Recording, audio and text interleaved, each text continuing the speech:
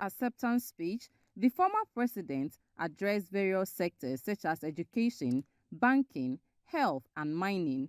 Mahama pledged that the next NDC government would prioritize local participation to restore confidence in Ghana's economy and ensure that tax exemptions benefit Ghanaian businesses. The NDC will reconsider the tax exemption regime, ensuring that any exemptions that are given are beneficial to the Ghanaian people. We'll further ensure that the extractive sector operates within a mutually beneficial tax environment for the stability of our exchange rate. We'll seek to make Ghana benefit more from its finite natural resources, and will encourage indigenously owned Ghanaian businesses that have the technology and capacity to operate their own productive mining concessions by themselves to do so. We have done it before, and we will do it again.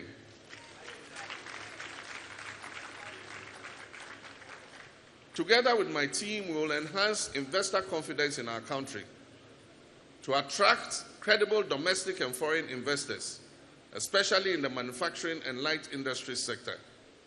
This we will do by being transparent and not concealing economic data, such as the budget deficit, public debt, and our net international reserve.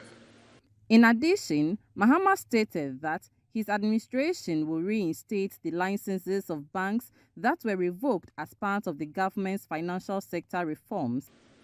We will restore indigenous Ghanaian investment in the financing and banking sector.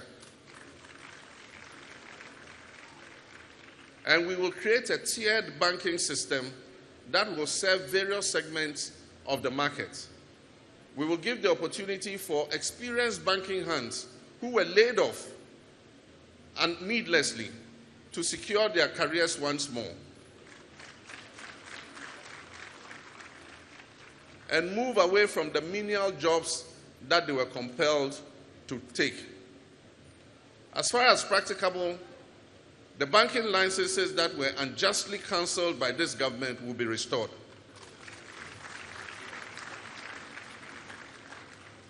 Ladies and gentlemen, our nation is still at the crossroads with crippling debts and an inefficient and wasteful government. We cannot continue this pathway.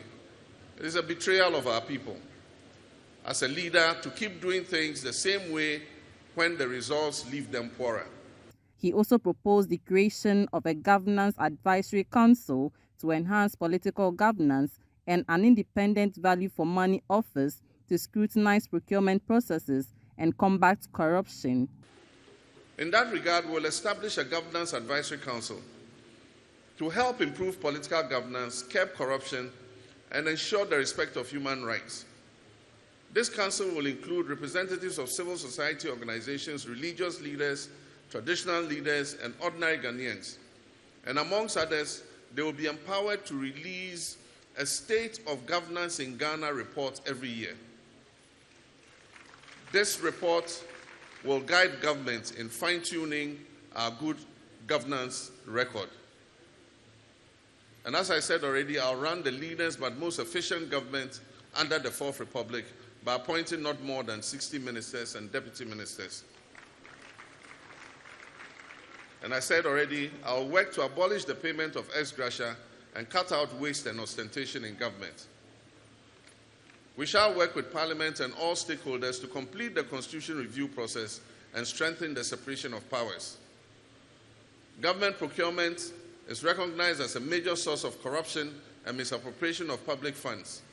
We will therefore, among other measures, set up an independent value for money office to scrutinize all government procurements that are above a $5 million threshold, or as shall be recommended by Parliament.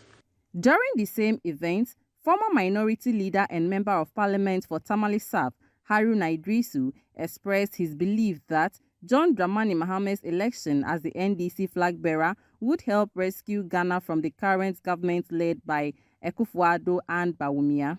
Their support and solidarity to his bid to the presidency.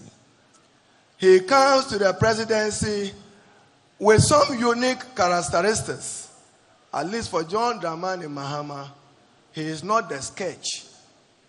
He is a full portrait, not the sketch. He is a full portrait of a leader.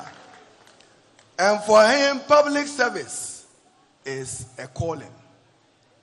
And he's only come back to lead the NDC to rescue our country, as was described by the national chairman, for the country being run to its lowest ebb.